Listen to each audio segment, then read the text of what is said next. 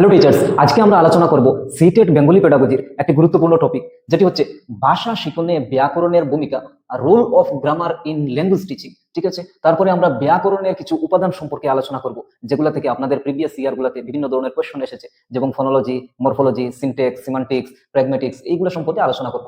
তারপরে ব্যাকরণের কিছু পদ্ধতি, ব্যাকরণ শিক্ষণের কিছু পদ্ধতি রয়েছে, এইগুলো সম্পর্কে আমরা আলোচনা করব এবং তারপরে কিছু এমসিকিউ আলোচনা করব। ঠিক আছে, আমি আজকে যেগুলো টপিক নিয়ে আলোচনা করছি, এগুলো টপিক থেকে প্রত্যেক বছর আপনাদের কোয়েশ্চন পেপারে বিভিন্ন ধরনের কোয়েশ্চন আসতে দেখা যায়। তো সুতরাং এই টপিকটি আমরা ভালো করে যদি আলোচনা করি, তারপরে আপনাদের পরীক্ষায় যে কোনো ধরনের কোয়েশ্চন আসুক না কেন, আপনারা সেইগুলা সমাধান করতে সক্ষম হবে। ঠিক আছে, তাহলে চলুন আজকের ভিডিওটি আমরা শুরু করি। ব্যাকরণ মানে কি? আমরা যেহেতু ব্যাকরণের ক্লাসটাই করছি, সুতরাং আমরা প্রথমে জানবো যে ব্যাকরণ কি। ব্যাকরণ হলো ভাষার একটি নিয়ম কানুন, সুশৃঙ্খল ও বিজ্ঞানসম্মত বিবরণ, যা ভাষাকে সঠিকভাবে ব্যবহার করতে সাহায্য করে। ব্যাকরণ ভাষার গঠন, বাক্যের প্রকৃতি, শব্দের রূপ, বচন, লিঙ্গ, কারক, কাল, পক্ষ ইত্যাদি সম্পর্কে বিস্তারিত আলোচনা করে। এগুলো সম্পর্কে আপনারা ভালোই জানেন। আচ্ছা, তারপরে বাংলা ব্যাকরণ শব্দটি এসেছে সংস্কৃত ব্যাকরণ শব্দ থেকে, যার অর্থ হচ্ছে বিশ্লেষণ। ঠিক আছে, এটা আপনারা মনে রাখবেন। তারপরে আমরা আলোচনা করব আমাদের সিলেবাসের মূল টপিকটি, ভাষা শিখনে ব্যাকরণের ভূমিকা। একটি ভাষা শেখার ক্ষেত্রে ব্যাকরণের রোল কি, ব্যাকরণের ভূমিকা কি? তো ভাষা শেখার ক্ষেত্রে একটি ব্যাকরণের বিভিন্ন ধরনের ভূমিকা রয়েছে, সেগুলোর মধ্যে প্রধান যেগুলো ভূমিকা হলো সেগুলো আমরা আজকে আলোচনা করব। ঠিক আছে, তো প্রথম ভূমিকাটি হচ্ছে ভাষার কাঠামো বোঝা। ব্যাকরণ ভাষার ভিত্তি গঠন করে, এটি আমাদের শেখায় কিভাবে শব্দ গঠিত হয়, কিভাবে শব্দগুলোর সমন্বয়ে বাক্য তৈরি হয়, এবং কিভাবে বাক্যগুলোকে সুসংগঠিত করে অর্থপূর্ণ ভাব প্রকাশ করা যায়। যেমন রিমা ভালো গান গায়, এই বাক্যটিতে রিমা কর্তা, গান কর্ম এবং গায় ক্রিয়া। ব্যাকরণ না জানা থাকলে বাক্যটি গায় রিমা, গান ভালো, এরকম বিশৃঙ্খল হতে পারতো। এই যে ব্যাকরণের ভূমিকার কারণে ব্যাকরণের রোল এটি ছিল যে একটি বাক্যকে সুসংগঠিতভাবে উপস্থাপন করা। ঠিক আছে, সেক্ষেত্রে দেখা গেছে যে ভাষার কাঠামো তৈরি করতে, ভাষার কাঠামো রেডি করতে ব্যাকরণ তার ভূমিকা পালন করে থাকে। অর্থাৎ ব্যাকরণের মাধ্যমে আমরা সেই বাক্যগুলা, সেই কথাগুলো আমরা সুসংগঠিতভাবে আমরা উপস্থাপন করতে পারি। যেমন এখানে আপনারা দেখতে পাচ্ছেন যে রিমা ভালো গান গায়, এটি হলো শুদ্ধ বাক্য, কিন্তু যদি আমরা ব্যাকরণের কাঠামো, ব্যাকরণের স্ট্রাকচার যদি ফলো না করতাম, তাহলে এইভাবে যে বাক্যটি হয়ে যেত যে গায় রিমা গান ভালো, এরকম হতে পারতো। তো এটি বিশৃঙ্খল হতো এবং সেটি ভুল হয়ে যেত। তো সুতরাং এই যে ব্যাকরণ আমাদেরকে সেগুলা থেকে মুক্ত করে, সেগুলা থেকে, সেই ধরনের ভুলগুলা থেকে আমাদেরকে বাঁচায়। তারপরের ভূমিকাটি হলো সঠিক অর্থ প্রকাশ। ব্যাকরণের নিয়ম জানা না থাকলে বাক্যের অর্থ বিকৃত হতে পারে। শব্দের সঠিক স্থান, ক্রিয়ার কাল, পদবিন্যাস ইত্যাদি অর্থের উপর গভীর প্রভাব ফেলে। আমরা জানি যে একটি বাক্য তৈরি করতে বিভিন্ন ধরনের পদের প্রয়োজন হয়। সেই পদগুলো যদি আমরা শ্রেণীবিন্যাস আকারে যদি আমরা না বসাই, তাহলে একটি বাক্যর অর্থ অন্য কিছু হয়ে যেতে পারে। আপনি বলতে চাইছেন একটি এবং অর্থ হয়ে যাবে অন্য কিছু। সুতরাং এই সবগুলা আমাদের শুদ্ধ করার ক্ষেত্রে ব্যাকরণ প্রধান ভূমিকা পালন করে। ঠিক আছে, অর্থাৎ একটি বাক্যের যে সঠিক অর্থ যেটা রয়েছে, সেই অর্থগুলো প্রকাশ করতে, সঠিকভাবে সেই ক্রিয়াগুলো বসাতে, সেই পদগুলা, সেই বিশেষগুলো বসাতে সাহায্য করে আমাদের ব্যাকরণ। সুতরাং আমরা দেখতে পাই যে যেকোনো বাক্য গঠনের ক্ষেত্রে যদি আমরা ব্যাকরণের ব্যবহার করি, তাহলে সেই বাক্যটি আমাদের শুদ্ধতা হয়, সেই বাক্যটি সঠিকভাবে অর্থ প্রকাশ করে। ঠিক আছে, তারপরে যোগাযোগের স্পষ্টতা ও কার্যকারিতা। ব্যাকরণ শুদ্ধভাবে ভাব বিনিময়ের ভিত্তি তৈরি করে। আমরা যখন আমাদের মনের ভাব অন্যের কাছে পৌঁছাই কোন একটি বাক্যের মাধ্যমে, সেই বাক্যটি যদি ভুল হয়ে যায়, তাহলে শ্রোতা কিন্তু বুঝতে পারবে না। তো সেই বাক্যটি কিন্তু আমাদের শুদ্ধ হতে হবে। সেই যোগাযোগ যে করবো, আমরা অন্যের সাথে যে যোগাযোগ করবো, সেই যোগাযোগের মধ্যে স্পষ্টতা থাকতে হবে। তখন কিন্তু শ্রোতা যে থাকবে, সে কিন্তু রিপ্লাই করতে পারবে, সে রেসপন্স করতে পারবে। সেই কথাই বলা হয়েছে যে এই যে আমাদের যোগাযোগের যে স্পষ্টতা রয়েছে, সেই যোগাযোগের কিন্তু ভিত্তি তৈরি করে দেয় ব্যাকরণ। যেমন আমি ভাত খেয়েছি, পুরাগঠিত। আমি ভাত খাই অপূর্ণ। কালের পার্থক্য শুধু ব্যাকরণের মাধ্যমে। এখানে আপনারা দেখতে পাচ্ছেন যে খেয়েছি এটি অতীতকাল এবং খাই যেটি এটি বর্তমান কাল। যদি আপনাকে কেউ প্রশ্ন করে যে আপনি কি ভাত খেয়েছেন, তখন আপনি কি বলবেন যে আমি ভাত খাই, সেটি আপনি বললে ভুল হয়ে যাবে। আপনাদের যে এই যে মনের যে ভাব যেটা, সেটা কিন্তু প্রকাশ হবে না এবং শ্রোতা বুঝতেই পারবে না। তো সেক্ষেত্রে এই যে খেয়েছি যে শব্দটি রয়েছে, সেই ক্রিয়ার যে পরিবর্তন রয়েছে, সেটি কিন্তু আমরা গ্রামারের মাধ্যমেই শিখেছি। এবং যদি আমরা এখানে বলি যে আমি ভাত খেয়েছি, তখন কিন্তু সম্পূর্ণরূপে অর্থ প্রকাশ পাবে। ঠিক আছে, তো সেই অর্থ প্রকাশের মাধ্যমে আমাদের কি হবে, যোগাযোগের স্পষ্টতা আসবে। সেই যোগাযোগের স্পষ্টতার ভিত্তি তৈরি করে দেয় ব্যাকরণ। ঠিক আছে, আশা করি এটা বুঝতে পেরেছো। তারপরে ভাষার দক্ষতার বৃদ্ধি। ভাষার দক্ষতার বিকাশ না হলে ভাষার বিকাশ হয় না। আমরা জানি যে একটি ভাষার 4টি দক্ষতা রয়েছে, ল্যাঙ্গুয়েজ স্কিল 4টি, লিসেনিং, স্পিকিং, রিডিং, রাইটিং। এই 4টি যদি স্কিল আমরা অ্যাকুয়ার করে নেই, তাহলে যে কোনো ভাষা আমরা সহজেই শিখতে পারি। এই 4টি স্কিল ছাড়া কিন্তু আমরা কোনো একটি ভাষা একেবারে শুদ্ধভাবে আমরা কিন্তু শিখতে পারি না। তো সেই কথাই বলা হয়েছে যে ভাষার দক্ষতার বিকাশ না হলে, এই যে দক্ষতা যেগুলো রয়েছে, এগুলোর যদি বিকাশ না হয়, তাহলে একটি ভাষার বিকাশ হবে না। যেমন মনে করুন, আপনি শুধু শুনে একটি ভাষা শিখতে পারবেন না, শুধু আপনি বলে একটি ভাষা শিখতে পারবেন না, শুধু আপনি লিখে একটি ভাষা শিখতে পারবেন না। এই যে 4টি স্কিল রয়েছে, সেই 4টি স্কিলকে ব্যবহার করে আপনি একটি ভাষা শুদ্ধভাবে সহজে শিখে নিতে পারবেন। ঠিক আছে, ব্যাকরণ জানা ভাষার 4 দক্ষতাই শক্তিশালী করে তোলে। এবং আমরা যদি ব্যাকরণ জানি এবং এই 4টি স্কিলকে আমরা অ্যাকুয়ার করে নিই, তাহলে ব্যাকরণ এবং এই 4টি স্কিল এড করে আমরা যে কোনো ভাষা একেবারে ফ্লুয়েন্সির সাথে, শুদ্ধতার সাথে আমরা সেই ভাষাটা কিন্তু সহজেই শিখে নিতে পারবো। এই কথাই বলা হয়েছে যে আমাদের এই 4টি যে স্কিল রয়েছে, এই স্কিলের ক্ষেত্রেও কিন্তু ব্যাকরণের একটি গুরুত্বপূর্ণ ভূমিকা রয়েছে। কারণ যেমন মনে করুন, আমরা যদি লিখতে যাই, তখন কোথায় আমরা বিরাম চিহ্ন বসাবো, কোথায় আমরা এই বাক্য কিভাবে আমরা গঠন করবো, তারপরে পড়তে গেলে আমরা জটিল বাক্যের বিশ্লেষণ কিভাবে করবো, এই যে সবগুলো নিয়ম রয়েছে, এই সবগুলো নিয়ম কিন্তু আমরা ব্যাকরণের মাধ্যমে শিখি। যদি আমরা স্পিকিং, রিডিং, রাইটিং এগুলো যদি আমরা ভালো করে শিখে নিলাম, কিন্তু তারপরেও যদি আমরা গ্রামার যদি আমরা ব্যবহার না করি, তাহলে কিন্তু সেই ভাষাটা কিন্তু আমরা শুদ্ধতা হবে না। আমাদের যে মনের ভাব যেটা রয়েছে, সেটা কিন্তু আমরা অন্যের কাছে প্রকাশ করতে পারবো না। গ্রামারের ভূমিকা কিন্তু আমাদের এই 4টি স্কিলের ক্ষেত্রে অত্যন্ত প্রয়োজন। তো সেই স্কিলগুলোর ক্ষেত্রে এই যদি গ্রামারের ভূমিকা থাকে, গ্রামার যদি আমরা এড করে দিই, তাহলে যে কোনো ভাষা আমরা শুদ্ধতার সাথে আমরা শিখে নিতে পারবো। ঠিক আছে, তারপরে নতুন ভাষা শিখতে সহায়তা। আচ্ছা, নতুন ভাষা শিখতে তো ব্যাকরণের অত্যন্ত গুরুত্বপূর্ণ একটি ভূমিকা রয়েছে। যেমন মনে করুন আপনি দ্বিতীয় নতুন একটি ভাষা শিখছেন, যেমন মনে করুন ইংরেজি ভাষা আপনি শিখে নিয়েছেন, তারপরে আপনি ফ্রেঞ্চ ভাষা শিখতে চাইছেন। তো সেক্ষেত্রে দেখবেন ইংরেজিতে যে গ্রামারটা রয়েছে সেই গ্রামার কিন্তু সাদৃশ্য থাকতে পারে এই ফ্রেঞ্চ ল্যাঙ্গুয়েজের ক্ষেত্রে। আবার কিন্তু বৈসাদৃশ্য থাকতে পারে, যেখানে বৈসাদৃশ্য থাকবে তো সেখানে আপনি তুলনা করতে পারেন যে এটি তো এই গ্রামারটা এরকম বলে এবং ওই গ্রামারটি ওইরকম বলে, তখন আমাদের আপনার মনে রাখতে একেবারে সহজ হয়ে যাবে। তো সেই কথাই বলা হয়েছে যে একটি গ্রামার অন্য একটি ভাষা শেখার ক্ষেত্রে অত্যন্ত গুরুত্বপূর্ণ ভূমিকা পালন করে। যেমন মাতৃভাষার ব্যাকরণ জানা অন্য ভাষার ব্যাকরণ বুঝতে সহায়তা করে। মাতৃভাষার ব্যাকরণ যদি আমরা জানি, আমাদের মাতৃভাষা হলো বাংলা, তো সেই বাংলা যে কথা বলার যে নিয়ম রয়েছে, সেই যে গ্রামার যেটা রয়েছে, সেই গ্রামার যদি আমরা ভালো করে জানি, তাহলে অন্য যে কোনো ভাষা আমাদের শেখার ক্ষেত্রে কিন্তু ওই গ্রামারটা কিন্তু আমরা এড করতে পারবো। কোথায় আমরা বৈসাদৃশ্য আছে, কোথায় সাদৃশ্য আছে, তো সেগুলো আমরা বুঝে সেই ভাষাটি আমরা সহজে আয়ত্ত করে নিতে পারবো। ঠিক আছে?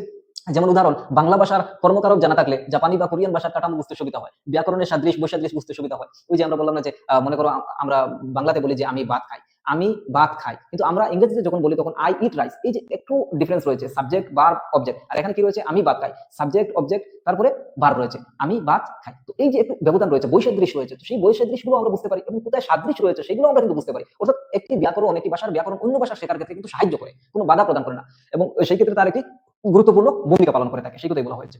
তারপরে ব্যাকরণের প্রধান উদ্দেশ্য ভাষাকে নিয়মবদ্ধ ও বিশ্লেষণ করা। এটা আমরা জানি যে একটি ব্যাকরণের উদ্দেশ্যই হলো ভাষাকে নিয়মবদ্ধ করা, কিভাবে সেই ভাষাটি বলা হবে, সেই সেন্টেন্সটি কিভাবে বলা হবে সেই নিয়মবদ্ধ করা এবং বিশ্লেষণ করা, সেই ভাষাটি কোনভাবে বললে সঠিক হবে, কোনভাবে বললে ভুল হবে, সেই জিনিসকে বিশ্লেষণ করা।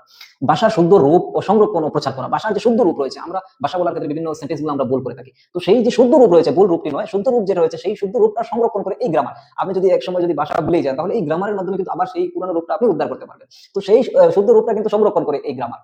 তারপরে এটা প্রচার করে, যখন আপনি শিখবেন অন্য কোথাও গিয়ে প্রচার করবেন, তো সেক্ষেত্রে কিন্তু এই গ্রামারের মাধ্যমে আপনি কিন্তু প্রচার করতে পারছেন, সেই কথা বলা হয়েছে।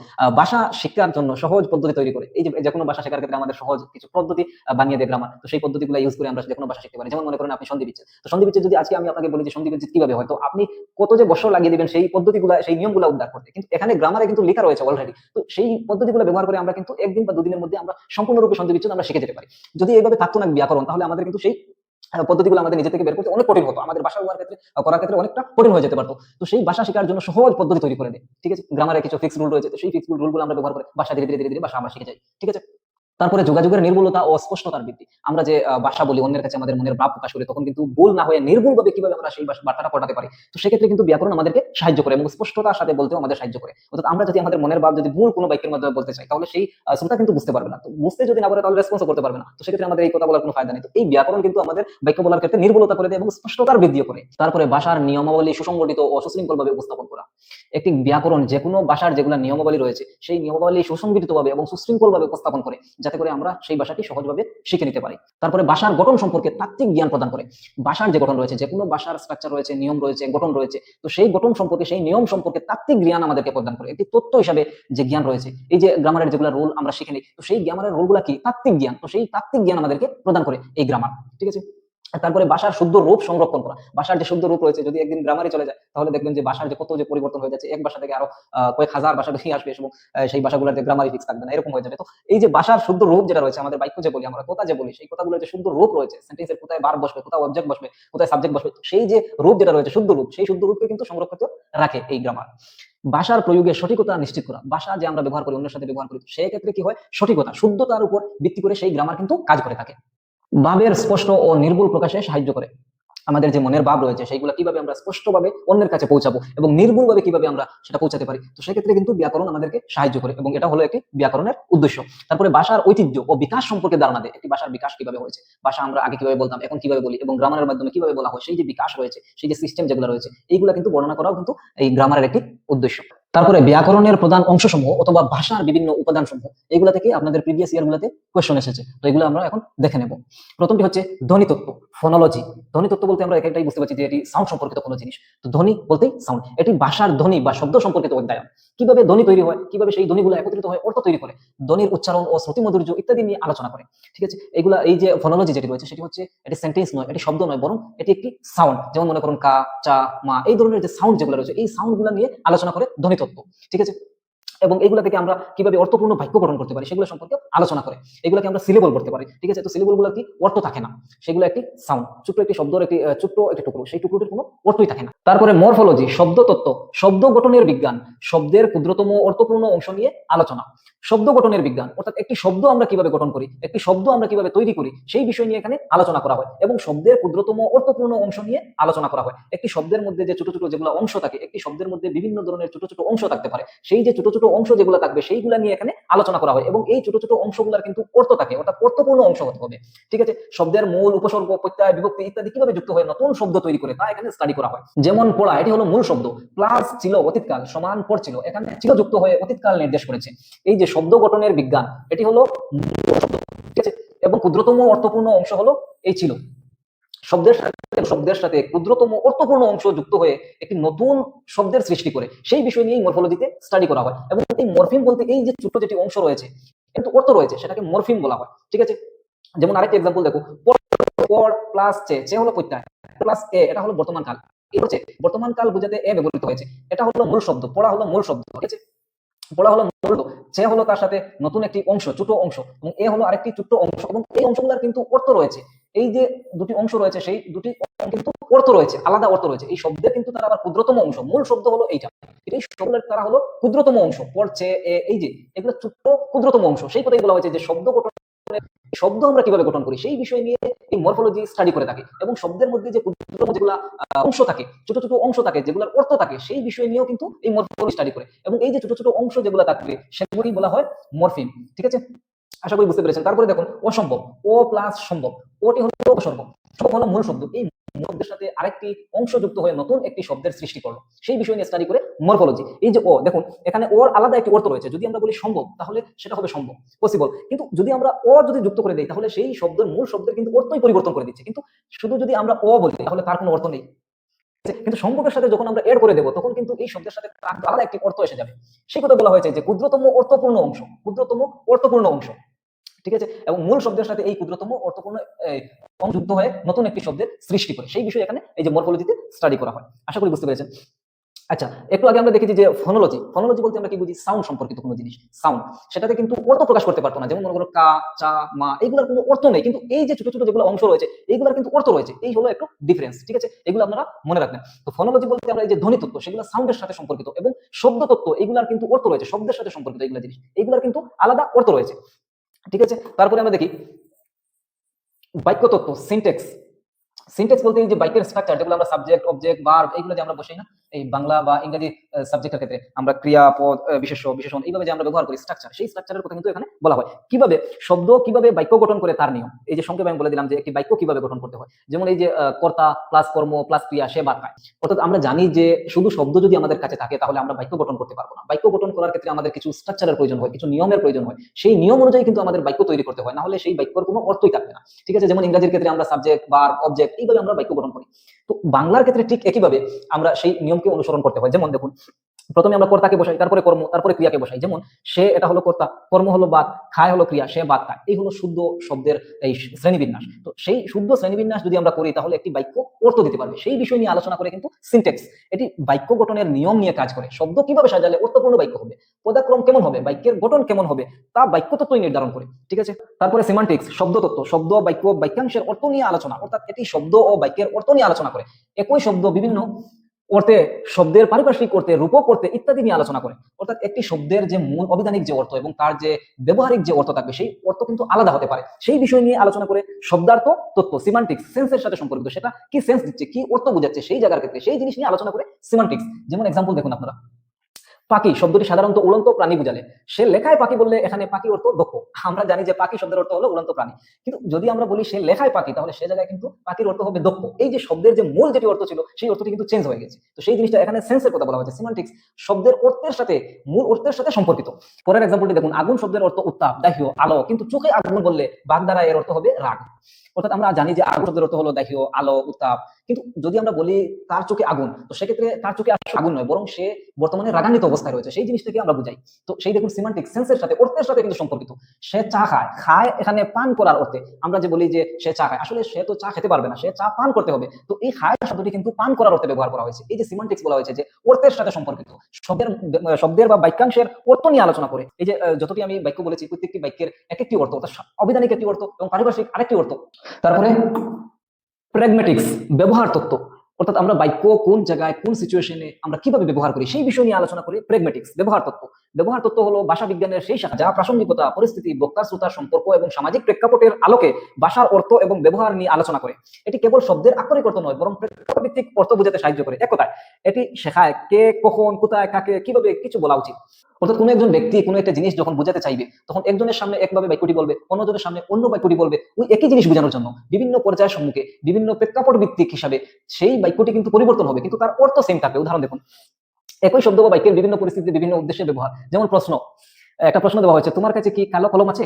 উত্তর, আমার কাছে নীল কলম আছে। নিহিত অর্থ, না কালো কলম নেই। এই দেখুন, এই প্রশ্নের কিন্তু আনসার হলো এটা, না আমার কাছে কালো কলম নেই, কিন্তু এখানে বলা হয়েছে উত্তরে আমার কাছে নীল কলম আছে। অর্থাৎ নীল কলম আছে কিন্তু কালো কলম নেই, সেই কথা কিন্তু একটু ঘুরিয়ে বলা হয়েছে, সেই কথাই বলা হয়েছে। তারপরে দেখুন, তুমি এবং আপনি ব্যবহার, বন্ধুর সাথে তুমি কেমন আছো, কিন্তু শিক্ষকের সাথে আপনি কেমন আছো, এই একই কথা। আমি যে আগে বললাম না যে যে ব্যক্তির বলার যে চাহিদা, অর্থাৎ যে মনের ভাব যেটা, সেটি সমান থাকবে, কিন্তু পরিস্থিতি হিসেবে সেই ভাষাটা কিন্তু চেঞ্জ করবে, সেই শব্দগুলো সে চেঞ্জ করবে। সেই কথাই, তুমি কেমন আছো বন্ধুর সাথে, কিন্তু স্যারের সাথে কিন্তু আপনি কেমন আছো এই কথা বলতে হবে। ম্যাডাম আপনি খুব মোটা, এটি ব্যাকরণিক ভাবে সঠিক কিন্তু সামাজিক ভাবে অগ্রহণযোগ্য। ম্যাডাম কি কখনো বলতে পারবে যে ম্যাডাম আপনি অনেকটা মোটা, এবার বললে তো চলবে না, ঠিক আছে? তো আসলে কিন্তু ব্যাকরণিক ভাবে সেটা কিন্তু সঠিক। তো সেই জায়গায় কি বলা উচিত, ম্যাডাম আপনি তো ভালোই স্বাস্থ্যবান, ব্যবহার তথ্য অনুযায়ী উপযুক্ত। এই যে আমরা একটু আগে তথ্য যেটা পড়েছি, সেই তথ্য অনুযায়ী কিন্তু এখানে উপযুক্ত। অর্থাৎ মানে আমরা যখন ব্যবহার করবো পরিস্থিতির উপযোগী, পরিস্থিতির যেভাবে উপযুক্ত মনে হবে সেই অনুযায়ী আমরা সেই বাক্যগুলো ব্যবহার করবো, ঠিক আছে? তারপরে সম্পূর্ণ চিত্র, এই যে একটু আগে আমরা যেগুলো আলোচনা করেছি ওইগুলো আমি এখানে সংক্ষেপে লিখে রেখেছি। প্রথমে হচ্ছে ফোনোলজি, এটি সাউন্ডের সাথে সম্পর্কিত, কিন্তু সেই সাউন্ডের কোনো অর্থই নাই, এমনিতেই একটি সাউন্ড বা কা এই ধরনের সাউন্ড। তারপরে মরফোলজি, এটি শব্দের একটি অর্থপূর্ণ ছোট্ট অংশের সাথে সম্পর্কিত। তারপরে সিনটেক্স, এটি হচ্ছে বাক্যের স্ট্রাকচারের সাথে সম্পর্কিত। তারপরে সিমান্টিক্স, একটি বাক্যের অর্থের সাথে সম্পর্কিত। তারপরে প্র্যাগম্যাটিক্স, ব্যবহার তত্ত্ব, অর্থাৎ একটি বাক্য আমরা কোন জায়গায় কোন পরিস্থিতিতে কিভাবে ব্যবহার করব তার সাথে সম্পর্কিত, ঠিক আছে? তারপরে লেক্সিকন, শব্দ ভান্ডার, কোন ভাষার সমস্ত শব্দের ভান্ডার বা অভিধান, কারণ শব্দ ভান্ডার ছাড়া ব্যাকরণের নিয়ম প্রয়োগ করা যায় না, যার মধ্যে প্রচলিত শব্দ, বিরল শব্দ, পারিভাষিক শব্দ সব অন্তর্ভুক্ত। উদাহরণ, বাংলা ভাষার শব্দ ভান্ডারে সংস্কৃত, ফার্সি, ইংরেজি, আরবি, স্থানীয় ভাষার শব্দের মিশ্রণ আছে। যেমন দরজা ফার্সি শব্দ, টেবিল ইংরেজি শব্দ, মন সংস্কৃত শব্দ। এটাকে এই লেক্সিকনকে আমরা সহজ ভাষায় যদি বলতে যাই তাহলে আমরা ডিকশনারি বলবো, কারণ কোনো একটি ভাষার সমস্ত শব্দের ভান্ডার বা অভিধান, ঠিক আছে? এখানে তো আলোচনা করার কিছু নেই। তারপরে অর্থোগ্রাফি, লেখন পদ্ধতি, কোনো ভাষা কিভাবে লিখিত রূপ পায়, অর্থাৎ এটি ভাষার লিখিত রূপের নিয়ম, বানান, বর্ণ, জ্যোতিচিহ্নের ব্যবহার, বর্ণের সংমিশ্রণ ইত্যাদি নিয়ে আলোচনা করে, ঠিক আছে? অর্থোগ্রাফি বলতে আমরা লেখন পদ্ধতিকে বুঝাই, যে কোনো ভাষার লেখন পদ্ধতি যেগুলো রয়েছে, এবং লেক্সিকন বলতে আমরা শব্দের ভান্ডার বুঝি, যে কোনো ভাষার যে শব্দ ভান্ডার রয়েছে, অর্থাৎ অভিধান বলতে পারি আমরা, এক কথায় ডিকশনারি বলতে পারি, ঠিক আছে? তারপরে ব্যাকরণ শিক্ষার প্রধান দুটি পদ্ধতি, পরোক্ষ পদ্ধতি এবং প্রত্যক্ষ পদ্ধতি, ইন্ডাকটিভ মেথড এবং ডিডাকটিভ মেথড। ব্যাকরণ শিক্ষার এই দুটি হলো প্রধান পদ্ধতি, এছাড়াও আরো কিছু পদ্ধতি রয়েছে যেগুলোর মাধ্যমে আমরা ব্যাকরণের শিক্ষা দিতে পারি শিশুদেরকে, এবং শিক্ষণ প্রক্রিয়ার ক্ষেত্রে ভাষার ক্লাসরুমে আমরা সেগুলো ব্যবহার করতে পারি, ঠিক আছে? ব্যাকরণ শিক্ষণের পদ্ধতি হলো ভাষার গঠন, নিয়ম ও প্রয়োগ শেখানোর সুসংগঠিত উপায় বা কৌশল। এগুলার লক্ষ্য শিক্ষার্থীদের ভাষার নিয়মাবলী দক্ষতার সাথে বোঝা, মনে রাখা এবং বাস্তবে প্রয়োগ করতে সাহায্য করা। এই যে আমি যেগুলো পদ্ধতি আলোচনা করবো, সেই পদ্ধতিগুলোর উদ্দেশ্যই হলো যে একজন শিক্ষার্থীকে কিভাবে ব্যাকরণ শেখানো যায় এবং কিভাবে সেই ব্যাকরণের মাধ্যমে একটি শিক্ষার্থীকে ভাষার দিকে অগ্রসর করা যায় এবং কিভাবে সে ভাষা ভালোভাবে শিখতে পারে, সেই জিনিসের দিকে লক্ষ্য করে এই যে পদ্ধতি যেগুলো, এই পদ্ধতিগুলো আমরা বিভিন্ন শিক্ষার্থীদের ক্ষেত্রে অ্যাপ্লাই করতে পারি। এবং এখানে আরেকটি জিনিস বলা হয়েছে, দেখো, বিভিন্ন শিক্ষার্থীর বয়স, দক্ষতার স্তর ও শেখন শৈলী বিবেচনায় নিয়ে এই পদ্ধতিগুলি প্রয়োগ করা হয়। অর্থাৎ এই যেগুলো আমি পদ্ধতি আলোচনা করব, এই প্রত্যেকটা পদ্ধতি কিন্তু আপনি প্রত্যেকটা শিশুর ক্ষেত্রে অ্যাপ্লাই করতে পারবেন না, বরং একটি শিশুর বয়স কতটুকু হয়েছে তার বয়স অনুসারে সেই মেথডটি আপনি অ্যাপ্লাই করবেন, এবং একটি শিশুর দক্ষতার স্তর, সে কতটুকু দক্ষতা অর্জন করেছে, কতটুকু তার এক্সপিরিয়েন্স রয়েছে, সেই অনুসারে আপনি সেই মেথডগুলি ব্যবহার করবেন। এবং একটি শিশুর শিখন শৈলী, সে কিভাবে শিখে, কোন পদ্ধতিতে সে শিখে, সেই পদ্ধতিটি আপনি জানতে হবে, তারপরে তার ক্ষেত্রে সেই পদ্ধতিগুলো আপনি অ্যাপ্লাই করতে পারবেন, সেই মেথডগুলি আপনি অ্যাপ্লাই করবেন। অর্থাৎ প্রত্যেকটি মেথড প্রত্যেকটি শিশুর ক্ষেত্রে আপনি অ্যাপ্লাই করতে পারবেন না, ঠিক আছে? তো বিভিন্ন ধরনের এখানে মেথড আমরা আলোচনা করব, তো যেই মেথডটি যেই শিশুর ক্ষেত্রে অ্যাপ্লিকেবল হবে সেই মেথডটি আপনি সেই শিশুর ক্ষেত্রে অ্যাপ্লাই করবেন, ঠিক আছে? এর মধ্যে প্রথম পদ্ধতিটি হলো ইন্ডাকটিভ মেথড। এই পদ্ধতিতে শিক্ষার্থীকে প্রথমে অনেকগুলি উদাহরণ দেওয়া হয়, যেখান থেকে শিক্ষার্থীরা নিজেরাই ব্যাকরণের নিয়ম বা সূত্র আবিষ্কার করে। যেমন শিক্ষক বোর্ডে লিখলেন, ছেলেটি খেলে, মেয়েটি দৌড়ায়, তারা গান গায়। এরপরে তিনি শিক্ষার্থীদের জিজ্ঞাসা করলেন ক্রিয়াগুলোর শেষে কি যোগ হয়েছে, শিক্ষার্থীরা বলবে এ ও। তখন শিক্ষক ব্যাখ্যা করবেন বাংলার বর্তমান কালের সাধারণ রূপ সম্পর্কে। এখানে দেখুন শিক্ষক প্রথমে কি করেছেন, প্রথমেই উদাহরণ দিয়ে দিয়েছেন, কয়েকটি উদাহরণ দিয়েছেন। এখানে বলেছেন যে এই যে ক্রিয়াপদ যেগুলো রয়েছে, খেলে, দোলায়, গায়, এই ক্রিয়াপদগুলোর সাথে কি যুক্ত হয়ে রয়েছে। তো শিশুরা অটোমেটিকলি বলতে পেরেছে যে এ ও এইগুলো যুক্ত রয়েছে। তখন শিক্ষক আলোচনা করতে চাইলেন যে বাংলার বর্তমান কাল অর্থাৎ প্রেজেন্ট ইনডিফিনিট টেন্স সম্পর্কে তিনি আলোচনা করবেন। তখন কিন্তু তিনি সূত্রের দিকে যাবেন। এখন সূত্রের দিকে যাওয়ার পরে তিনি বলবেন যে প্রেজেন্ট ইনডিফিনিট টেন্স এইভাবে আমরা গঠন করি, এইভাবে গঠন করি। এই যে সূত্র যেগুলো রয়েছে সেই সূত্রগুলো কিন্তু আলোচনা করবেন। প্রথমে কি করেছেন, তিনি এক্সাম্পল দিয়ে দিয়েছেন। এইভাবে ম্যাথসের ক্ষেত্রে তিনি যে কোনো একটা এক্সাম্পল দিতে পারেন, তারপরে সূত্রের দিকে আসতে পারেন, বা অন্যান্য যে কোনো জিনিসের ক্ষেত্রে প্রথমে এক্সাম্পল দেওয়া এবং তারপরে এই যে সূত্রের দিকে আসা, সেই পদ্ধতি হলো ইন্ডাকটিভ মেথড। এবং এই মেথডটি সবথেকে ভালো পদ্ধতি বলে মানা যায়। কারণটি হচ্ছে শিশুরা এখানে থিঙ্কিং করবে, যে যখন শিক্ষক বোর্ডে লিখে প্রশ্ন করলেন যে এখানে ক্রিয়াগুলির সাথে কি যোগ হয়েছে, তখন শিক্ষার্থীরা চিন্তা করবে ক্রিয়াগুলির সাথে কি যোগ হয়েছে, কি যোগ, এইভাবে চিন্তা করবে। তখন তাদের ক্রিয়েটিভিটি বাড়বে, ঠিক আছে। এবং শিশুরা যখন অ্যাক্টিভ থাকবে তখন শিশুদের শিক্ষার ক্ষেত্রে অগ্রগতি দেখাবে। তো সুতরাং সেজন্য বলা হয় যে ইন্ডাকটিভ মেথড হলো সবথেকে ভালো মেথড, ঠিক আছে। তারপরে আরেকটি উদাহরণ আছে, এখানে দেখুন টপিক হলো বিশেষণ চেনায়। পরিস্থিতি, শিক্ষক বোর্ডের স্লাইডে কিছু বাক্য লিখলেন। লাল গাড়ি দ্রুত চলে, উঁচু পাহাড় দেখতে সুন্দর, ভালো ছেলে সবাইকে সাহায্য করে, ঠান্ডা পানি পান করা স্বাস্থ্যের জন্য ভালো। শিক্ষকের প্রশ্ন, এগুলো লিখে দিলেন, প্রথমে এক্সাম্পল বলে দিলেন। তারপরে শিক্ষক প্রশ্ন করলেন বাক্যগুলোতে কোন শব্দগুলো বিশেষ্য শব্দে, অর্থাৎ বিশেষ শব্দ বলতে ওই যে গাড়ি, পাহাড়, ছেলে, এগুলো তো বিশেষ্য নাও, বিশেষ শব্দগুলার সম্পর্কে অতিরিক্ত তথ্য দিয়েছে, এগুলা কি প্রকাশ করেছে। এই যে প্রশ্ন করেছেন, আসলে তার উদ্দেশ্য হলো বিশেষণ চেনানো। এই দেখুন এখানে তার উদ্দেশ্য হলো, শিক্ষকের প্রথম উদ্দেশ্য হলো যে বিশেষণ কিভাবে চিনাবেন। প্রথমেই তিনি উদাহরণ দিয়ে দিয়েছেন এবং উদাহরণ থেকে তিনি বলেছেন যে বিশেষ্য, প্রথমে তো আগে বিশেষ্যতে তিনি শিখেছেন, তারপরে তো বিশেষণে এসেছেন। তো বিশেষ্যগুলোর সাথে সম্পর্কিত বা বিশেষ্যগুলোকে আরো প্রাধান্য করে দিচ্ছে, আরো অতিরিক্ত এই বিশেষ্য সম্পর্কে আরো অতিরিক্ত তথ্য দিচ্ছে কোন শব্দগুলো। তখন শিক্ষার্থীদের চিন্তা বেড়ে যাবে এবং ছাত্ররা উত্তর দেবে যে লাল, উঁচু, ভালো, ঠান্ডা, এইগুলা এই যে লাল, উঁচু, ভালো, ঠান্ডা, এই শব্দগুলা কিন্তু নাউনের বিষয় আরো কিন্তু ক্লিয়ারলি কিছু বলে দিচ্ছে। তখন শিক্ষক কি করবেন, তখন শিক্ষকের সহায়তা, শিক্ষক তখন বলবেন হ্যাঁ এই শব্দগুলি বিশেষ্য গুণ, অবস্থা, সংখ্যা, পরিমাণ প্রকাশ করেছে, এদেরকে আমরা বিশেষণ বলি। বিশেষণ সবসময় বিশেষ্যের বা সর্বনামের আগে বসে তা বর্ণনা করে। এই দেখুন প্রথমে তিনি এক্সাম্পল ব্যবহার করেছেন এবং এক্সাম্পল থেকে তিনি কিন্তু সূত্রের দিকে এসেছেন, গ্রামারের নিয়মের দিকে এসেছেন। এই কথাই আলোচনা করে ইন্ডাকটিভ মেথড, ঠিক আছে। তারপরে আচ্ছা, এটির গুরুত্ব দেখেনি, শিক্ষার্থী সক্রিয়ভাবে চিন্তা করে, নিয়মটি সহজে ও দীর্ঘস্থায়ী মনে থাকে। এই যে তারা নিজেরাই যখন চিন্তা করবে তখন এই যে নিয়ম যেগুলো, এগুলো দীর্ঘস্থায়ী থাকবে, অনেক লম্বা থাকবে, তাদের কখনো ভুলবে না তারা সেই জিনিসটা। আবিষ্কারের আনন্দ থাকে, এই যে নিজেরাই আবিষ্কার করলে এটা আনন্দ থাকে। ছোট ছোট বাচ্চারা, আমরা বড়রাই যদি কোনো কিছু নিজে থেকে যদি কোনো কিছু সৃষ্টি করি তাহলে নিজেদেরই আনন্দ আসে। শিক্ষার্থীদেরকে এই যে ছোট ছোট বাচ্চাদের অনেক আনন্দ আসবে, এটা স্বাভাবিক কথা।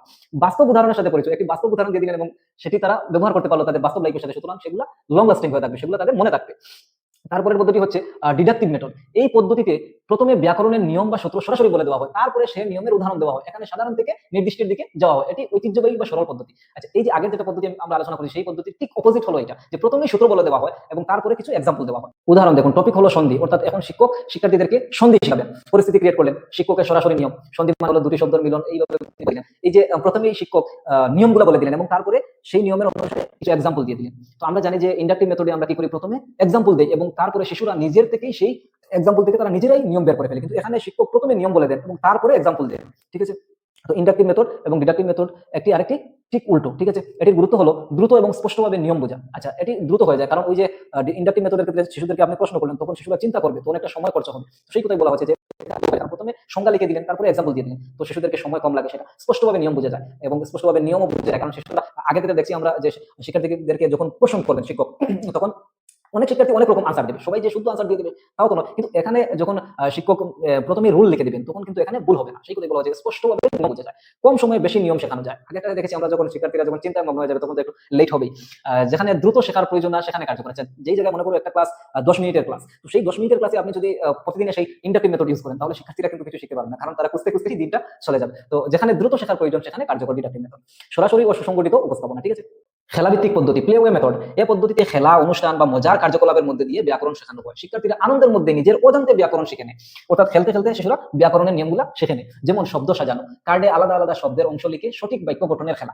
আচ্ছা, মনে করেন একজন শিক্ষক কিছু কঠিন শব্দগুলো শিক্ষার্থীদেরকে শিখাতে চাইছেন, তো সেক্ষেত্রে তিনি কি করলেন, যে প্লে ওয়ে মেথড অ্যাপ্লাই করতে চাইলেন। তখন কি করলেন, সেই শব্দগুলার যে ছোট ছোট যেগুলো অংশ রয়েছে সেই ছোট ছোট অংশগুলো কিছু সাদা কাগজের মধ্যে লিখে রাখলেন এবং শিক্ষক বললেন যে আমি যেই শব্দের নাম বলবো সেই শব্দটির যে ছোট ছোট যেগুলো টুকরো রয়েছে সেই টুকরোগুলো তোমরা আমার সামনে নিয়ে আসতে হবে এবং এই যে সিরিয়াল ওয়াইজ সেগুলোকে রাখতে হবে যাতে সেই শব্দটি ভুল না হয়। তখন শিক্ষক মনে করেন আনন্দমঠ শব্দটি তিনি শিখাবেন, তখন হঠাৎ বললেন যে আনন্দমঠ, তখন শিক্ষার্থীরা এই যে ছোট ছোট যে আপনি অংশ রেখেছেন সেই অংশ থেকে তারা নিয়ে আসবে আপনার সাথে এবং শ্রেণীবিন্যাস আকারে আপনার সামনে রাখবে। তো সেই যে খেলার মাধ্যমে তারা কিন্তু একটি শব্দ শিখে গেল, সেই জিনিসটাই বোঝানো হয়েছে যে খেলতে খেলতে শিখে নেওয়া, ঠিক আছে।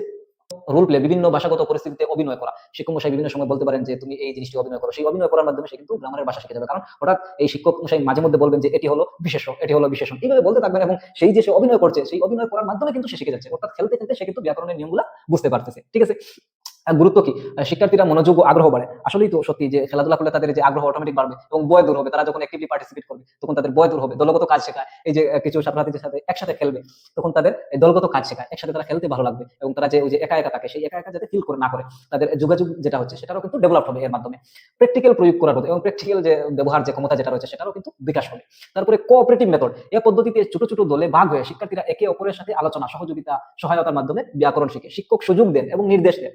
যেমন শিক্ষক ক্লাসকে 4 জনের দলে ভাগ করলেন, প্রত্যেক দলকে একটি পাঠ্যাংশ দিয়ে বললেন এই অনুচ্ছেদ থেকে সব বিশেষণ খুঁজে বের করো এবং সেগুলি কিভাবে বিশেষকে পরিবর্তন করেছে তা আলোচনা করো। দলগুলা নিজেরাই আলোচনা করে উত্তর তৈরি করবে। এই দেখুন এখানে কি করেছেন যে কোঅপারেশন মেথডে শিক্ষক কিছু টাস্ক দিয়ে দিলেন, ছোট ছোট গ্রুপ বানিয়ে সেই গ্রুপে সেই এক একটা গ্রুপে এক এক ধরনের টাস্ক দিয়ে দিলেন, তো তারা নিজেরাই আলোচনা করে নিজেরাই নিয়ম বের করে দিচ্ছে। তো দেখুন এই যে কোঅপারেটিভ মেথড, একে তাদের নিজেদের মধ্যে একে অন্যের সাথে সম্পর্ক রেখে যোগাযোগের মাধ্যমে তারা কিন্তু গ্রামারের মেথডগুলো শিখে যাচ্ছেন এবং শিক্ষক শুধু নির্দেশ দিবেন এবং শিক্ষক সেখানে এনভায়রনমেন্ট ক্রিয়েট করে দিবেন। ঠিক আছে, সেই পরিবেশ তিনি তৈরি করে দিবেন এবং শিশুরা নিজেরাই নিজে থেকে শিখে নেবে ব্যাকরণের নিয়ম।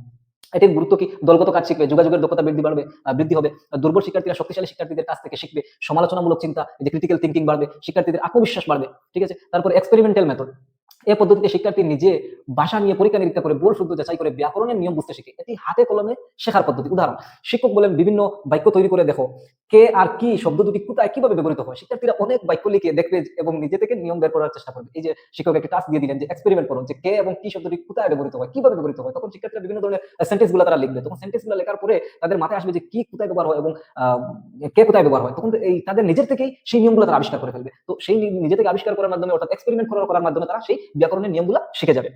এটির গুরুত্ব হলো গভীর ও স্থায়ী জ্ঞান তৈরি হয়, বৈজ্ঞানিক চিন্তার বিকাশ হয়, নিজের ভুল থেকে শিক্ষা হয়। তারা এই যে করার মাধ্যমে সেন্টেন্স গুলো তৈরি করার মাধ্যমে ভুল হবে, তো সেই ভুলগুলো কিন্তু শুধরাবে তারা নিজেরাই, তখন তাদের নিজের ভুল থেকে শিক্ষা নিতে পারবে, স্বাধীনভাবে শেখার দক্ষতার বৃদ্ধি।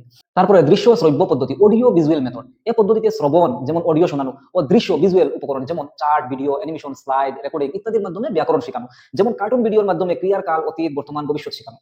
আমরা শিক্ষার্থীদেরকে ব্যাকরণ শেখানোর ক্ষেত্রে অডিওর ব্যবহার করতে পারি, কোনো কিছু রেকর্ডিং করে তাদেরকে শোনাতে পারি, বা ভিজুয়াল কোনো জিনিস আমরা দেখাতে পারি, যেমন ভিডিও নিয়ে তাদেরকে দেখাতে পারি। এই যে উদাহরণ দেওয়া হয়েছে যে কার্টুন ভিডিওর মাধ্যমে ক্রিয়ার কাল আমরা শেখাতে পারি, অতীতকাল, বর্তমান কাল, ভবিষ্যৎ কাল। ঠিক আছে, তো এটা হলো অডিও ভিজুয়াল মেথড, এটার মাধ্যমে আমরা কিন্তু শিশুদেরকে ব্যাকরণ শিক্ষা দিতে পারি। ঠিক আছে, এই পদ্ধতির গুরুত্ব কি? জটিল বিষয় সহজে বোঝা যায়। অর্থাৎ একটি বিষয় নিয়ে আপনি ক্লাসে আলোচনা করছেন, তখন শিশুরা যখন বুঝতে পারছে না, আপনি যদি তাদেরকে ভিডিও দেখিয়ে দেন তাহলে কিন্তু তারা নিজের চোখে দেখবে এবং কানে শুনবে, সেজন্য তাদের সেই জটিল বিষয়টি তাদের জন্য সহজ হয়ে যাবে। ঠিক আছে, তারপরে তুলনামূলক পদ্ধতি, কম্পারেটিভ মেথড, এ পদ্ধতিতে শিক্ষার্থীর মাতৃভাষার সাথে শেখা ভাষার ব্যাকরণের তুলনা করা হয় অথবা ব্যাকরণের বিভিন্ন নিয়মের মধ্যে তুলনা করা হয়। অর্থাৎ এটি এমন এক ধরনের পদ্ধতি যেই পদ্ধতিকে ব্যবহার করে একজন শিক্ষক তার শিক্ষার্থীদেরকে ব্যাকরণ শিক্ষা দিতে পারেন। শিক্ষার্থীর যে মাতৃভাষা থাকবে সেই মাতৃভাষার যে ব্যাকরণ থাকবে সেই ব্যাকরণের সাথে টার্গেট ল্যাঙ্গুয়েজের ব্যাকরণ যেটি থাকবে, অর্থাৎ যেই ভাষাটি সে শিখতে চাইছে সেই ভাষার যে ব্যাকরণ রয়েছে সেই ব্যাকরণের সাথে যদি তুলনা করে তাহলে কিন্তু সে ব্যাকরণ সহজে শিখতে পারবে। কারণ তার মাতৃভাষার ব্যাকরণের সাথে যদি যে ভাষাটি সে শিখতে চাইছে সেই ভাষার ব্যাকরণের কোনো মিল থাকে তাহলে সেই ভাষাটির সেই নিয়মটি সে মনে রাখতে সহজ হয়ে যাবে, সে তাড়াতাড়ি মনে রাখতে পারবে। এবং যদি কোনো বৈসাদৃশ্য পাওয়া যায় অর্থাৎ মাতৃভাষার ব্যাকরণের সাথে যদি টার্গেট ল্যাঙ্গুয়েজের ব্যাকরণের কোনো মিল না থাকে সেক্ষেত্রেও কিন্তু সে তাড়াতাড়ি মনে রাখবে, কারণ সে এটা ভাববে যে আমার মাতৃভাষার যে ব্যাকরণ রয়েছে সেই ব্যাকরণের যে নিয়ম রয়েছে সেই ব্যাকরণের নিয়মের সাথে ওই ভাষার ব্যাকরণের নিয়মের কোনো মিল নেই, তো সেজন্য সে মনে রাখতে পারবে। অর্থাৎ সাদৃশ্য হলেও সে মনে রাখতে পারবে এবং বৈসাদৃশ্য হলেও সে মনে রাখতে পারবে। তো কম্পারেটিভ মেথড হলো একটি ভালো পদ্ধতি যেই পদ্ধতিকে ইউজ করে একজন শিক্ষক ব্যাকরণ শিক্ষা দিতে পারে। উদাহরণ দেখুন, বাংলা ও ইংরাজি বাক্য গঠনের পার্থক্য দেখান। বাংলাতে আমরা কিভাবে বাক্য গঠন করি? প্রথমে সাবজেক্ট, তারপরে অবজেক্ট, তারপরে বার, আমি ভাত খাই। ইংরেজিতে সাবজেক্ট, তারপরে বার, তারপরে অবজেক্ট, যেমন আই ইট রাইস। এখানে দেখুন বাংলাতে এবং ইংরেজির ক্ষেত্রে প্রথমে সাবজেক্ট এসেছে, কিন্তু বাংলার ক্ষেত্রে দ্বিতীয় পর্যায়ে এসেছে অবজেক্ট এবং তৃতীয় পর্যায়ে এসেছে ভার্ব, কিন্তু ইংরেজির ক্ষেত্রে দ্বিতীয় পর্যায়ে ভার্ব এসে গেছে এবং তৃতীয় পর্যায়ে অবজেক্ট এসে গেছে। এই যে আমরা তুলনা করলাম যে বাংলার সেন্টেন্স আমরা কিভাবে বানাই এবং ইংরেজির সেন্টেন্স আমরা কিভাবে বানাই, সেই যে তুলনা করার মাধ্যমে শিশু কিন্তু মনে রাখতে সহজ হয়ে যাবে, কারণ সে এইভাবে মনে রাখবে যে আমাদের বাংলার ক্ষেত্রে প্রথমে সাবজেক্ট আসে এবং ইংরেজির ক্ষেত্রেও সাবজেক্ট আসে, তারপরে কিন্তু বাংলার ক্ষেত্রে অবজেক্ট আসে এবং তারপরে ভার্ব আসে। তো এটা তো সে জানে, কারণ সে তার মাতৃভাষার ব্যাকরণ, এটা কিন্তু সে আগে থেকেই জানে। কিন্তু ইংরেজির ক্ষেত্রে সে শিখতে মনে রাখতে সহজ হবে, কারণ দ্বিতীয় পর্যায়ে কিন্তু ইংরেজির ক্ষেত্রে ভার্ব আসে, তৃতীয় পর্যায়ে অবজেক্ট আসে। এই যে তুলনা করার মাধ্যমে সে কিন্তু ভাষা সহজে শিখতে পারে, অর্থাৎ ভাষার ব্যাকরণ সহজে শিখতে পারে। ঠিক আছে, এটার গুরুত্ব কি? ভাষা পড়তেও সচেতনতার বৃদ্ধি, একটি ভাষার অন্য ভাষার যে সচেতনতা রয়েছে সেটা বৃদ্ধি হয়ে থাকে, পার্থক্য ও সাদৃশ্য বুঝতে সাহায্য করে, মাতৃভাষার জ্ঞানকে সহায়ক করে তোলে। ঠিক আছে, তারপরে কার্যকলাপ ভিত্তিক পদ্ধতি, অ্যাক্টিভিটি বেসড মেথড, এই পদ্ধতিতে প্রকল্প, সমীক্ষা, ভ্রমণ, উপস্থাপনা, সাক্ষাৎকার নেওয়া ইত্যাদি হাতে কলমে কার্যকলাপের মাধ্যমে ব্যাকরণিক ধারণা শেখানো হয়। যেমন শিক্ষার্থীরা বাজারে গিয়ে দোকানদারের কথা লিখে এনে ভাষাগতভাবে বিশ্লেষণ করে, পাঠ্য বই থেকে অনুচ্ছেদ সংগ্রহ করে তা থেকে জ্যোতিচিহ্নের ব্যবহার শেখে, বিদ্যালয়ের পত্রিকা লেখার সময় ব্যাকরণ সচেতনভাবে প্রয়োগ করে। এটির গুরুত্ব কি? বাস্তব জীবনের সাথে যোগাযোগ সূত্র স্থাপন করে ভাষার ব্যবহারিক দিক শেখা, সৃজনশীলতা ও উদ্যোগ বৃদ্ধি। আচ্ছা, এখানে আমাদের আলোচনা শেষ হয়ে গেল। তারপরে আমরা কিছু এমসিকিউ আলোচনা করব। প্রথমে হচ্ছে ব্যাকরণ শব্দটির উৎপত্তি কোন শব্দ থেকে হয়েছে? এটা তো আপনারা জানেন যে একটু আগে আমরা আলোচনা করে নিয়েছিলাম, সংস্কৃত থেকে, ঠিক আছে। তারপরের প্রশ্নে আসি আমরা। ভাষার সমস্ত শব্দের ভান্ডারকে কি বলে? বাক্য তত্ত্ব, শব্দার্থ তত্ত্ব, শব্দ ভান্ডার, লেখন পদ্ধতি। এটা তো একটু আগে আমরা আলোচনা করেছিলাম যে শব্দ ভান্ডার, লেক্সিকন, ঠিক আছে, এটিও আপনারা পারবেন। তারপরে ভাষা শেখার ক্ষেত্রে ব্যাকরণের সবচেয়ে গুরুত্বপূর্ণ ভূমিকা কোনটি? পরীক্ষায় ভালো নম্বর পাওয়া, ভাষার গঠন ও নিয়ম বোঝা, কবিতা লিখতে পারা, বিদেশি ভাষা শেখা। ব্যাকরণের সবচেয়ে বড় ভূমিকা বলেছে, তো ভূমিকা এখানে পরীক্ষায় ভালো নম্বর পাওয়া এটা কখনোই নয়। ভাষার গঠন ও নিয়ম বোঝা, কবিতা লিখতে পারা, এটা ব্যাকরণের সবচেয়ে বড় গুরুত্বপূর্ণ ভূমিকা নয়। বিদেশি ভাষা শেখা, এটাও কিন্তু গুরুত্বপূর্ণ ভূমিকা নয়। ভাষার গঠন ও নিয়ম বোঝা, এটাই হলো ব্যাকরণের সবচেয়ে বড় গুরুত্বপূর্ণ ভূমিকা। এরপরের প্রশ্নে আমরা আসি। লুডো খেলার মাধ্যমে সংখ্যার জ্ঞান শেখানো হচ্ছে, এটি কোন শিক্ষণ পদ্ধতির উদাহরণ? পরীক্ষা ভিত্তিক পদ্ধতি, কথোপকথন পদ্ধতি, খেল ভিত্তিক পদ্ধতি, সমস্যা সমাধান পদ্ধতি। যেহেতু এখানে আমরা দেখতে পাচ্ছি লুডো খেলার মাধ্যমে সংখ্যার জ্ঞান শেখানো হচ্ছে, সুতরাং আমাদের এখানে খেল ভিত্তিক পদ্ধতি অপশনটি শুদ্ধ হয়ে যাবে, ঠিক আছে। তারপরে নিচের কোন উদাহরণটি ইন্ডাকটিভ পদ্ধতির সবচেয়ে ভালো উদাহরণ? সব মানুষ মরণশীল, রহিম একজন মানুষ তাই রহিম মরণশীল। তিনটি কাক দেখলাম, সবগুলোই কালো তাই সব কাক কালো। যদি বৃষ্টি হয় তবে মেঘ থাকবে, বৃষ্টি হচ্ছে তাই মেঘ আছে। সমস্ত স্বর্ণই উজ্জ্বল, এই বস্তুটি স্বর্ণ তাই এটি উজ্জ্বল। একটু আগে আমরা আলোচনা করেছিলাম যে ইন্ডাকটিভ পদ্ধতি হলো প্রথমে আমরা এক্সাম্পল ব্যবহার করি, এক্সাম্পল দিয়ে থাকি, তারপর সেই এক্সাম্পল থেকে আমরা অনুমান করে সেই এক্সাম্পলের মাধ্যমে সেই নিয়মের দিকে আমরা চলে যাই, অর্থাৎ এক্সাম্পল থেকে আমরা নিয়মের দিকে চলে যাই। তো সেক্ষেত্রে এই অপশনের মধ্যে কোন অপশনটি শুদ্ধ হবে ইন্ডাকটিভ মেথডের ক্ষেত্রে? সব মানুষ মরণশীল, রহিম একজন মানুষ তাই রহিম মরণশীল। দেখুন, সব মানুষ মরণশীল, প্রথমে সূত্র বলে দেওয়া হয়েছে, রহিম একজন মানুষ তাই রহিম মরণশীল, এই যে তার পরবর্তীতে এক্সাম্পল বলে দেওয়া হয়েছে, সুতরাং এটা ভুল হবে। তাই রহিম মরণশীল এটি এক্সাম্পল, এবং সব মানুষ মরণশীল এটি সূত্র, সুতরাং প্রথমে সূত্র বলে দেওয়া হয়েছে তারপরে এক্সাম্পল দেওয়া হয়েছে, সুতরাং আমাদের এখানে এই অপশনটি ভুল হবে। তারপর তিনটি কাক দেখলাম, সবগুলোই কালো তাই সব কাক কালো। আচ্ছা, যদি বৃষ্টি হয় তবে মেঘ থাকবে, এখানেও দেখো এই সূত্র বলে দেওয়া হয়েছে, বৃষ্টি হচ্ছে তাই মেঘ আছে, পরে এক্সাম্পল দেওয়া হয়েছে। সমস্ত স্বর্ণই উজ্জ্বল, এটা রুল, এটা নিয়ম, সমস্ত স্বর্ণই উজ্জ্বল থাকে, এটাও কিন্তু নিয়ম, সুতরাং প্রথমে নিয়ম বলে দেওয়া হয়েছে, এই বস্তুটি স্বর্ণ তাই এটি উজ্জ্বল, পরবর্তীতে এক্সাম্পল ব্যবহার করা হয়েছে। কিন্তু এখানে দেখুন, তিনটি কাক দেখলাম সবগুলোই কালো, প্রথমে এক্সাম্পল দিয়ে অনুমান করা হচ্ছে, তিনটি কাক দেখলাম, প্রথমে তিনটি কাক দেখলাম সবগুলোই কালো, প্রথমে এক্সাম্পল অনুমান করা হচ্ছে, তাই সব কাক কালো, অর্থাৎ পরবর্তীতে নিয়ম বলা হয়েছে, সুতরাং সব কাক কালোই থাকে, পরবর্তীতে কিন্তু সূত্র বলে দেওয়া হয়েছে, প্রথমে এক্সাম্পল তারপরে সূত্র, তো এখানে আমাদের এই অপশনটি শুদ্ধ হয়ে যাবে, ঠিক আছে। তারপরে আচ্ছা, আজকের ক্লাসটি আমাদের এখানেই সমাপ্ত হচ্ছে। যাই হোক, আমরা প্রত্যেকটি এমসিকিউ আলোচনা করছি না, কারণ প্রত্যেকটি এমসিকিউ থেকে আমাদের যে পরীক্ষা এসে যাবে তেমন কিছু নয়। সুতরাং আপনারা যাতে এই টপিক সম্পর্কে একটু রিলেট করতে পারেন, টপিক সম্পর্কে কি ধরনের প্রশ্ন আসতে পারে সেই একটি আইডিয়া দেওয়ার জন্য সেই এমসিকিউ গুলো আমি এখানে আলোচনা করেছি। যখন আমরা প্রিওয়াইকিউ আলোচনা করবো, তখন 2012 থেকে নিয়ে 2024 পর্যন্ত যতগুলো কোয়েশ্চন এসেছিল প্রত্যেকটি কোয়েশ্চন আমরা অ্যানালাইজ করবো, ঠিক আছে। যাই হোক প্রিয় শিক্ষকরা, আজকের ভিডিওটি আমরা এখানেই সমাপ্ত করছি, এবং আপনারা যারা আমাদের আগের ভিডিওগুলি দেখেননি, আপনারা আমাদের ইউটিউব চ্যানেলে গিয়ে সেই ভিডিওগুলো দেখে নিতে পারেন, কারণ আমরা সিটেট বাংলা সাবজেক্টের সিলেবাস অনুসরণ করে প্রত্যেকটি টপিক ধারাবাহিকভাবে আলোচনা করছি, ঠিক আছে। তো সুতরাং আপনারা সেই ভিডিওগুলো দেখে নিতে পারেন, এবং আপনাদের যদি এই ভিডিওটি ভালো লাগে তাহলে এই ভিডিওটিতে একটি লাইক দিয়ে আমাদের চ্যানেলকে সাবস্ক্রাইব করে দিবেন। এই বলে আজকের ভিডিওটি আমরা এখানেই সমাপ্ত করছি। Thanks to all teachers.